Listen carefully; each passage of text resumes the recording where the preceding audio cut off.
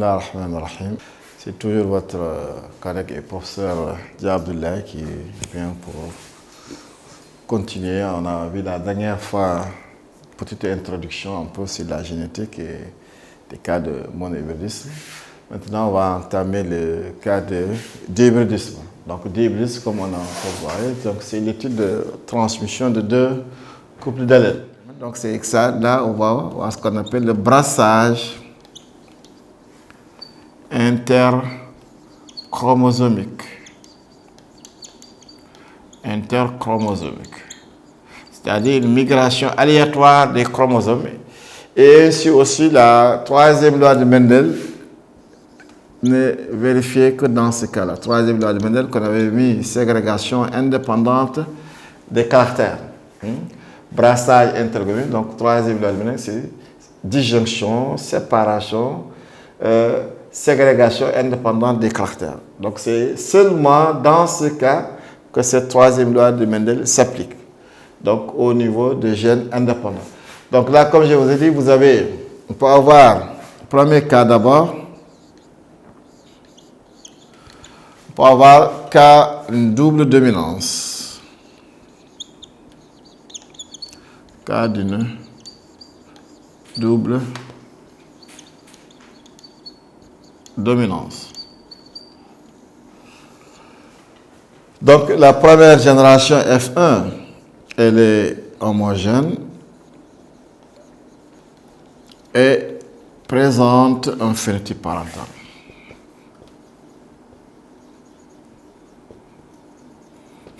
Présente donc un phénotype parental. Comme on a vu dans le cas de monohybridisme, à chaque fois que vous avez une descendance homogène, on tire les deux conclusions que parents croisés sont de l'aspect. La première loi de Mendel est vérifiée. Et s'il présente un phénotype parental, on dit il y a une dominance. Comme on a deux caractères ici, on parle donc d'une double dominance. Donc double dominance. Ça c'est au niveau de F1. F2, elle est égale à F1 croisé avec F1. F2, elle, est hétérogène.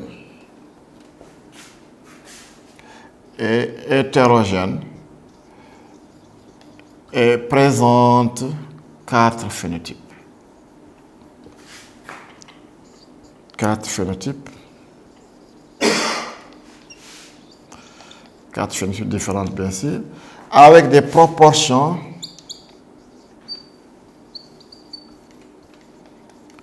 avec des proportions 9 16e, 3 16e, 3 16e et 1 16e. Donc ces proportions caractérisent une F2 d'une dominance absolue. Donc cas d'une double dominance avec des proportions, donc 9 16e, 3 16e, 3 16e, 1 16e. Donc je vous ai dit, si vous voulez retrouver les proportions, vous superposez donc deux cas de monohybridisme, vous retrouvez donc ces proportions. Donc ça c'est, les gènes sont indépendants. Donc F2, proportion au 16e. Donc à chaque fois que vous avez des proportions au 16e dans le cas d'une F2, donc double dominance, 4 phénotypes, donc 9 16e, 3 16e, 3 16e, 1 16e. Donc on dit que les gènes sont indépendants. Et ça s'explique par une ségrégation indépendante des caractères. Au niveau de F1, lors de la formation des gamètes, les hybrides ont fabriqué 4 types de gamètes avec des proportions égales. Donc c'est ça qu'on appelle le brassage interchromosomique et la troisième loi de Mendel.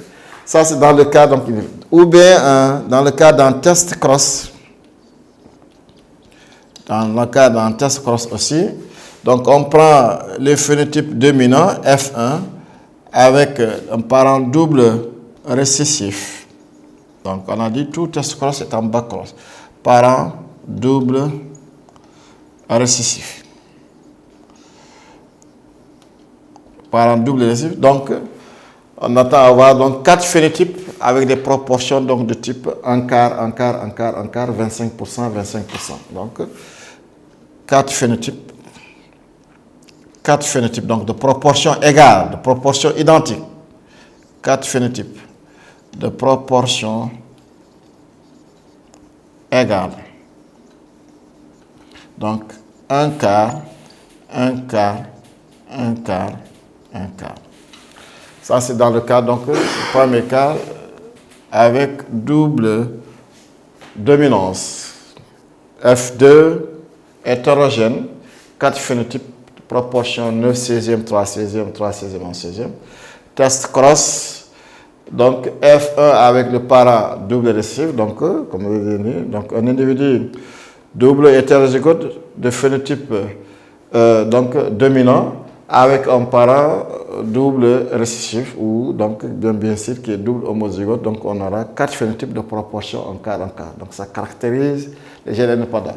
Deuxième cas que vous pouvez avoir aussi, deuxième cas, on peut avoir un gène dominant et un gène codominant. Un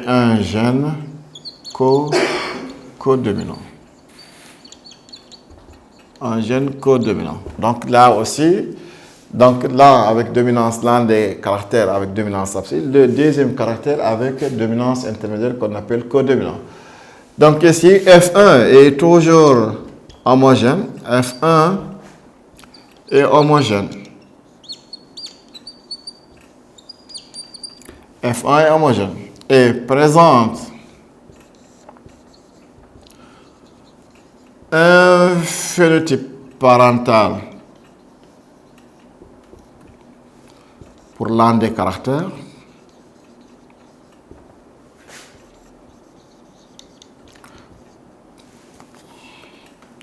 Un phénotype parental pour l'un des caractères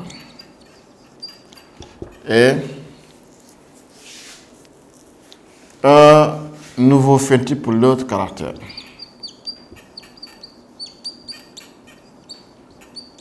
Nouveau phénotype pour l'autre caractère.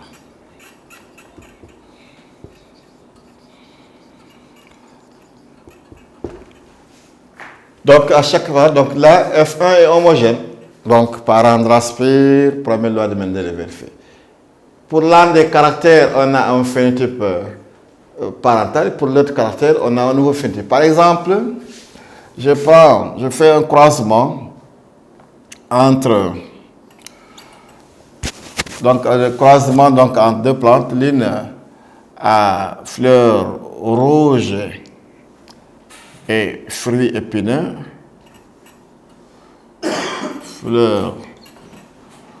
fleurs rouges et fruits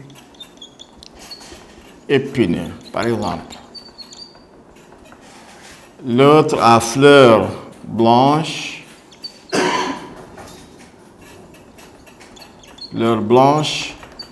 et fruits lisses, par exemple. Donc, à la première génération, j'obtiens des plantes à fleurs roses et fruits épineux. Donc, je regarde au niveau du parental. Rose, c'est un nouveau phénotype. Donc, c'est une codominance entre rouge et blanche. Épineux, c'est un phénotype parental. Donc, je dis donc épineux demi-lisse. Et rose est un caractère intermédiaire entre rouge et blanc. Donc, si on fait ce qu'on donne, donc on est dans un gène pour la couleur, on est dans un gène codominant. Et pour l'aspect des fruits, donc on est dans un cas de dominance. Donc, ça te gêne en deux. Donc, là aussi, pour retrouver les proportions, on fait une superposition. On sait que dans un cas d'un gène dominant, on a toujours des proportions 3 quarts, 1 quart. Et dans le cas d'un gène codominant, on a 2 tiers, plutôt 2 quarts. Un demi, c'est 2 quarts. 1 quart pour vous initier donc à retrouver ces proportions. Et vous ne faites que la superposition de deux monohybridistes. Donc, vous développez, on aura 6 16e, 3 16e, 3 16e, 2 16e, 1 16e, donc 1 16e. Donc, on aura 6 phénotypes. Donc, F2, donc, si on fait donc F2, F1, F1, donc la deuxième génération, elle est hétérogène, et présente 6 phénotypes. Présente 6 phénotypes de proportion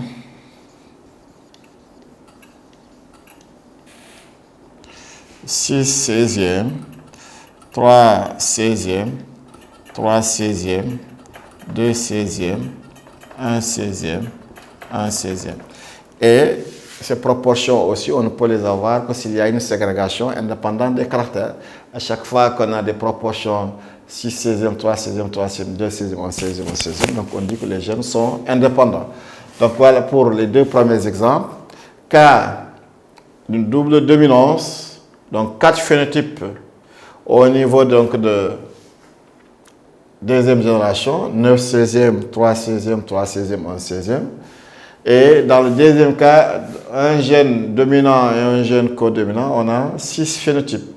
6 16e, 3 16e, 3 16e, 2 16e, 1 16e, 1 16e. Donc là, on avait dit donc dans le cas de test cross ou back cross, donc on a toujours 4 proportions égales de proportions. Donc du point de vue valeur identique, donc un quart, un quart, un quart, un quart. On peut avoir un troisième cas aussi, double codominance. Troisième cas, toujours de gènes indépendants, double codominance.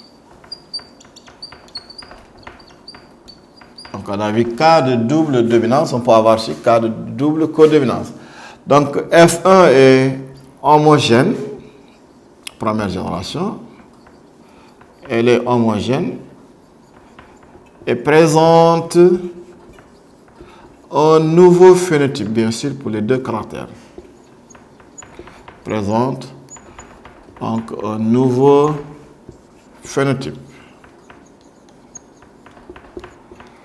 Donc, on est dans un cas de d'hybridisme. On a F1 est homogène et présente donc un nouveau phénotype pour les deux caractères. On déduit que aussi les parents croisés sont de l'aspect. La première loi de Mendel est vérifiée. Maintenant, comme on a un nouveau phénotype, donc pour les deux caractères, on dit qu'il y a double codominance. Double codominance. F2 ici est égal à F1 croisé avec F1 et hétérogène.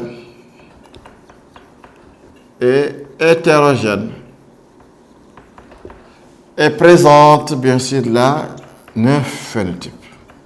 Donc, c'est des phénotypes caractéristiques de gènes indépendants. Et présente 9 phénotypes. Avec des proportions, bien sûr.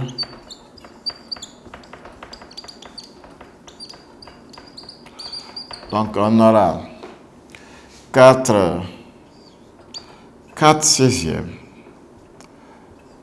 2 16e, 4 fois 2 16e, 2 16e, 2 16e, 1 16e, 1 16e, 1 16e, 1 16e. Donc on aura donc au total 9 phénotypes lorsque donc les deux gènes sont transmis avec codominance. Donc ou bien on dit double codominance. Donc ça c'est des cas donc de gènes indépendants. Ces gènes, donc n'oubliez pas, on peut avoir dans ces cas-là toujours des cas particuliers. Vous pouvez avoir parmi, donc on a double dominance, l'un des gènes peut être létal. Donc comme on a dit, c'est l'hybridisme n'est rien d'autre qu'une superposition. Supposons qu'on est dans un cas d'une double dominance et l'un des gènes est létal. Donc, le premier gène dominance, on a 3 quarts, 1 quart. Donc, deuxième gène qui est létal, les proportions deviennent quoi? Deviennent 2 tiers, 1 tiers. Donc, vous avez donc 2 tiers, 1 tiers. Donc, pour retrouver les proportions, vous développez, donc on aura 6 douzièmes maintenant. 6 douzièmes. 3 douzièmes. 6 douzièmes, 3 douzièmes, donc 2 douzièmes et 1 douzième. Donc vous avez 6, 3, 2, 1, 1. Donc ça, c'est des cas particuliers. Donc de gènes indépendants où l'un des gènes est létal. Ça peut être aussi dans le cas de codominance. Donc vous pouvez avoir aussi un gène codominant. Vous avez donc 2 quarts, 1 quart. L'autre gène peut être létal. Donc 2 tiers, 1 tiers. Donc là aussi, vous ne faites que développer, vous développez. Donc rien que vous développez. Donc c'est comme on a dit, donc au niveau du régime, ce n'est rien d'autre qu'une superposition. On superpose donc 2 moles hybridisme. Là, vous développez, donc on aura 4 douzièmes, 2 douzièmes, 2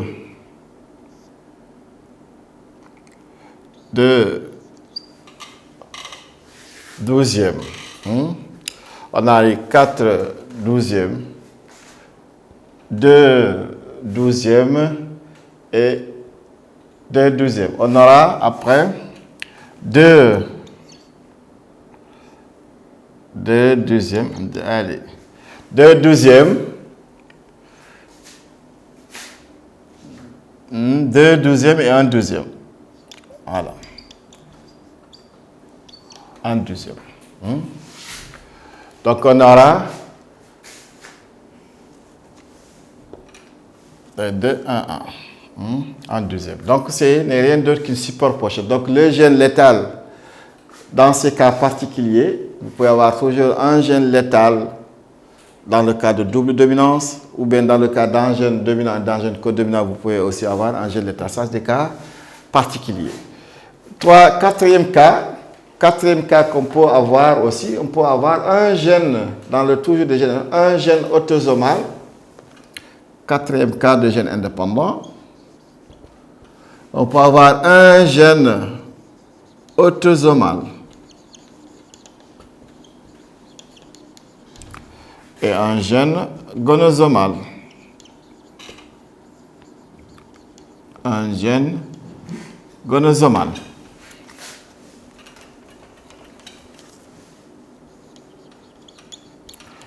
Donc ça, gène gonosomal, système ZW ou XY. Donc un gène gonosomal. Donc là, vous avez par exemple un premier croisement.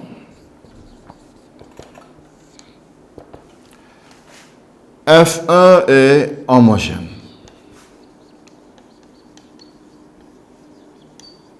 C'est-à-dire 100%. Donc F1 est homogène pour les deux caractères. Homogène, si vous voulez, donc pour les deux caractères. Pour présenter un phénotype parental ou un nouveau phénotype, l'essentiel que F1 est homogène pour l'un des croisés. Deuxième croisement réciproque. F1 est homogène pour l'un des caractères.